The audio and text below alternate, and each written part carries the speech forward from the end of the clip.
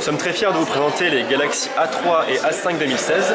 Pour les Galaxy A, ce qui est très intéressant, c'est qu'on va arriver sur du milieu de gamme en reprenant les codes de la famille Galaxy S donc de l'an dernier, avec effectivement ce contour en aluminium, une vraie surcouche de verre pour un rendu vraiment premium, élégant et une finition très bien travaillée avec les fameux biseaux qui sont ici, la tranche inférieure qui est vraiment très bien travaillée et l'appareil photo qui ne dépasse plus de la face arrière comme on a pu l'avoir, ou très peu, comme on a pu l'avoir par le passé.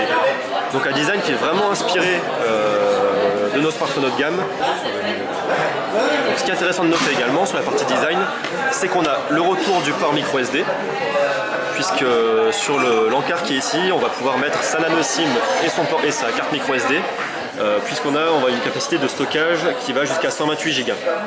On a deux tailles d'écran, un Galaxy A3 qui est en 4,7 pouces et un Galaxy A5 en 5,2 pouces, et les produits seront proposés en trois couleurs qui sont le or, le noir et le blanc. L'appareil photo est très intéressant sur les Galaxy A5 et A3. Ce sont les mêmes spécificités techniques sur l'appareil photo entre les deux produits, puisqu'on va avoir 13 mégapixels à l'arrière et 5 mégapixels à l'avant. Ce qui est intéressant de noter, c'est qu'on est sur une ouverture 1.9 à l'avant comme à l'arrière, donc on a une vraie bonne qualité de photo en basse luminosité, que ce soit au niveau des selfies mais également au niveau de l'appareil photo principal. Très intéressant également le double appui, le raccourci qui est ici, pour aller accéder directement à l'appareil photo dans n'importe quel menu, même lorsque l'écran est en veille. Et ça, c'est une nouveauté par rapport aux anciens Oui, par rapport aux anciens Galaxy A, en revanche, était présent sur la famille Galaxy S. Donc c'est quelque chose qui est maintenant étendu sur l'ensemble de nos gammes de produits, en tout cas sur celle-ci. Au niveau de l'appareil photo, alors sans rentrer dans tout le détail, on retrouve également l'ensemble des modes qui vont bien, avec du panorama, du HDR, du mode rafale et la possibilité d'aller un peu plus loin avec un mode pro qui permet de régler un peu plus de détails sur son capteur photo. En fait, on retrouve les mêmes modes qui sont présents sur le Galaxy S6. Pas tous, mais on retrouve une bonne partie de l'ADN. On retrouve un écran Super AMOLED sur les deux produits, donc le savoir-faire historique de Samsung en termes d'écran.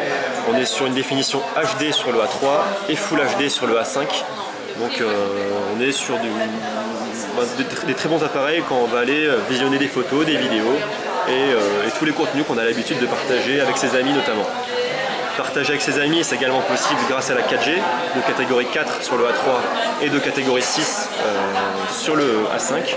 Du coup, en termes de processeur, un processeur octa-core cadencé à 1,6 GHz sur le Galaxy A5 et un processeur quad-core 1,5 GHz sur le Galaxy A3.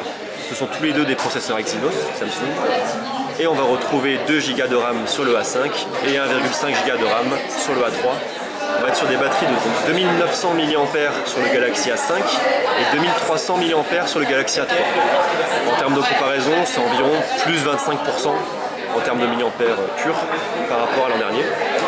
Et on va retrouver du coup notre fameux mode ultra économie d'énergie sur les deux produits, qui permet en cas d'urgence d'activer son écran en noir et blanc avec les fonctions essentielles, et la charge rapide sur le A5 qui permet de recharger 50% de la batterie en 30 minutes seulement. Donc il n'y a pas la charge rapide sur le A3? Non, uniquement sur le A5. Et il y a la charge sans fil? Non, les Galaxy A5 et A3 ne sont pas compatibles avec la charge induction. Donc les produits seront disponibles courant de semaine prochaine chez tous les opérateurs et distributeurs pour des prix publics conseillés de 309 € pour le Galaxy A3 et de 409 € pour le Galaxy A5.